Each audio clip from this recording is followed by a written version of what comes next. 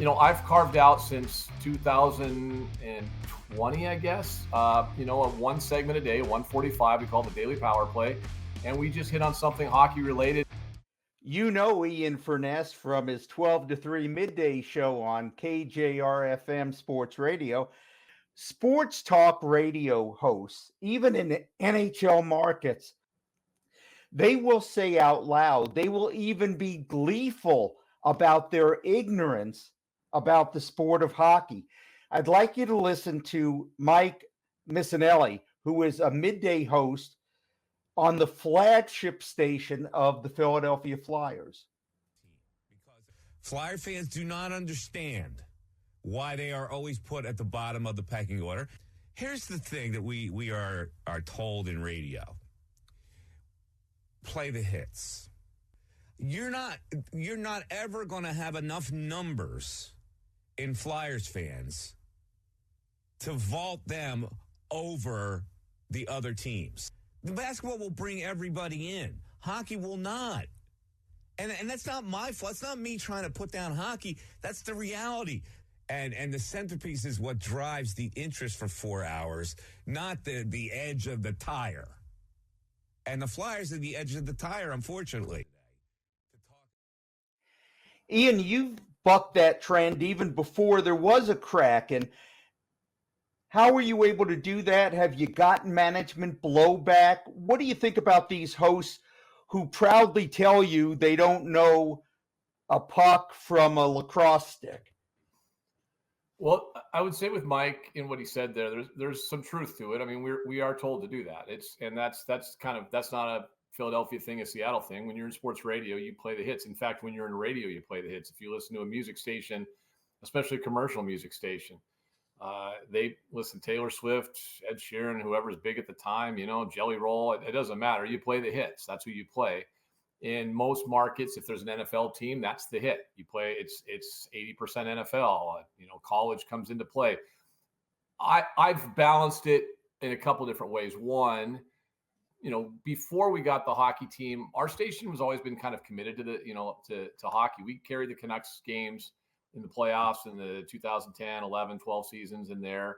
Had great numbers, by the way, at night. I mean, great numbers.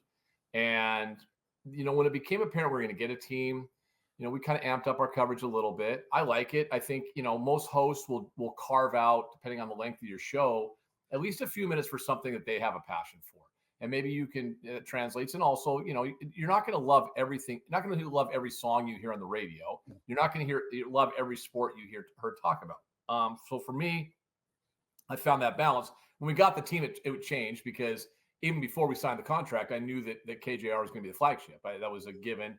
Our relationship with the Kraken people, Todd Lywicki and others, we knew we were going to get the contract. So we amped up the coverage. But if you listen to my show, it's usually 1 to 3. It's 12 to 3 now. Probably goes back to 1 to 3 in a little while when we figure out what we're doing from at the 10 o'clock time slot. But, I've carved out since 2020, I guess, a one segment a day, 145. We call it the Daily Power Play. And we just hit on something hockey related. We don't do it necessarily in the summer, but I think we remind people that the sport's there. We try to, find if it's Kraken related, great. If it's NHL related, it's relevant. But you can't please everybody all the time. So Mike's right. Like you have to play the hits. I never think it's a great look for sports talk media people or just media people. I don't know that sport or I'm done. Listen, we have so many people in our business. Now you're going to get me on a soapbox here, Glenn, but I'm not we have so many people now that think that they're all 22 guy in football. They're not. They think that they're analytics person in baseball. They're not. They think they're formation guy in soccer. Really, they're not. And it's just, if you just admit, Bruce King, who's a legendary sports anchor in Seattle, was kind of a mentor to me, almost a second father at times. I worked for him as a producer for a long time. And it was a different format, obviously, TV sports and what you're doing. But he used to always say, and I've taken this to heart 35 years later, he said, in our business of broadcast media, unless you're doing one specific sport, like Dave Niehaus, Rick Riz at the time, he'd say, those guys have to know baseball. But for the rest of us, you have to know a little bit about everything. You don't have to know a lot about everything, or one thing. You have to know a little bit about everything. And I've always taken that to heart. So there's nothing wrong with saying, hey, I don't understand it or I don't know it. When people tell me they don't understand hockey, I do shake my head. I think it's not really that hard. There's 5 players on the ice that, and then a goalie, so there's 6. There's 2 goals at each end. And whoever puts the puck in the net the most amount of times wins the hockey game. It's not hard. It really isn't. Like, football is a hard sport to understand.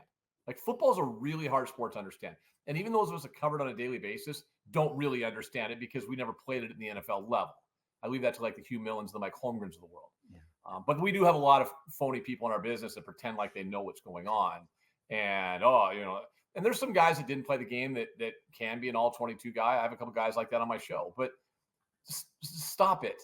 Like, it's not some sort of badge of honor to say you don't understand. And so I'm going to ignore, right? Like I don't understand. I'm just trying to think, like I'm not a big rugby guy. I don't understand it. If rugby was a big deal, or we had a team that was more than just a semi-pro team, I would probably try to figure it out a little bit, or cricket or something like that. But I don't. We don't have to worry about that, thankfully. Thankfully. But at least you know that there is a semi-pro rugby team in town.